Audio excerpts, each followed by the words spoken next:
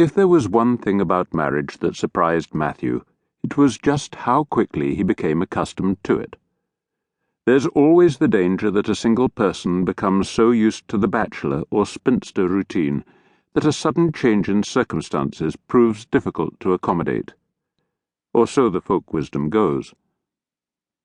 There is a similar piece of folk wisdom that claims that parents, on launching the last of their children, feel the loss acutely, rapidly declining into the empty nest syndrome.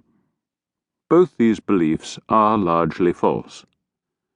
Married couples, or those choosing to live together as biddies in, and there is no more appropriate term to express that notion than this couthy Scots expression, both adjust remarkably quickly to the sharing of bed and board. Indeed, after a few days, in many cases, a previous life is more or less entirely forgotten, and each person believes that he and she, or he and he, or she and she, have lived together for a very long time.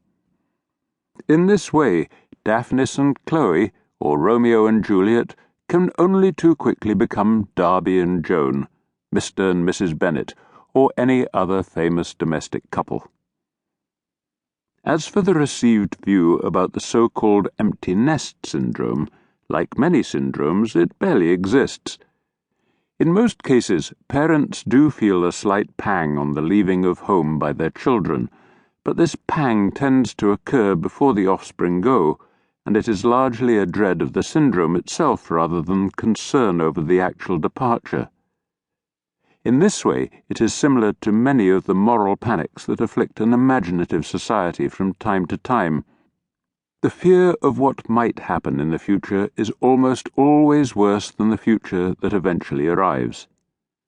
So when the child finally goes off to university, or takes a gap year, or moves out to live with coevals, the parents might find themselves feeling strange for a day or two, but often find themselves exhilarated by their new freedom. Very soon it feels entirely normal to have the house to yourself. Such is the rapidity with which most people can adjust to new circumstances. And of course, if the child has been reluctant to leave home and has remained there until his late 20s or even beyond, how much more grateful is the parent for this change.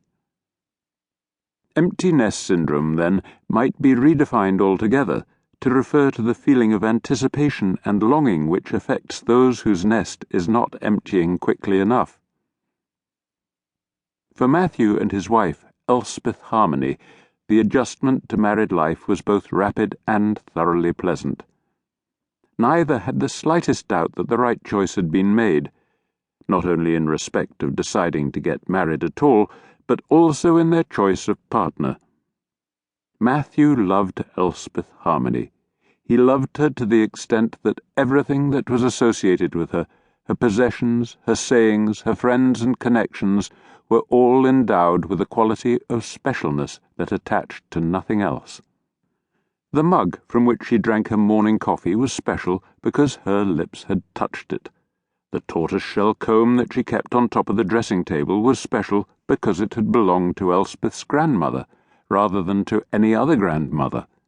The shopping list that she wrote out to take with her to Valvona and Crola was special because it was in her handwriting. His affection for her was total and touching. For her part, Elspeth couldn't believe the sheer good fortune that had brought them together. She'd always wanted to get married, from her university days onwards, but as the years passed, and she was only 28 at the time of Matthew's proposal, she had become increasingly concerned that nobody would ask her. There had been one or two boyfriends, but they hadn't been serious, and her intuitive understanding of this had meant that the relationships had been brief. She saw no point, really, in persisting with a man who would not be with her in a year or two's time. Why invest emotional energy in something that wasn't expected to last? In her view, that led to disappointment and loss, and this could be avoided by simply not taking up with the man in the first place.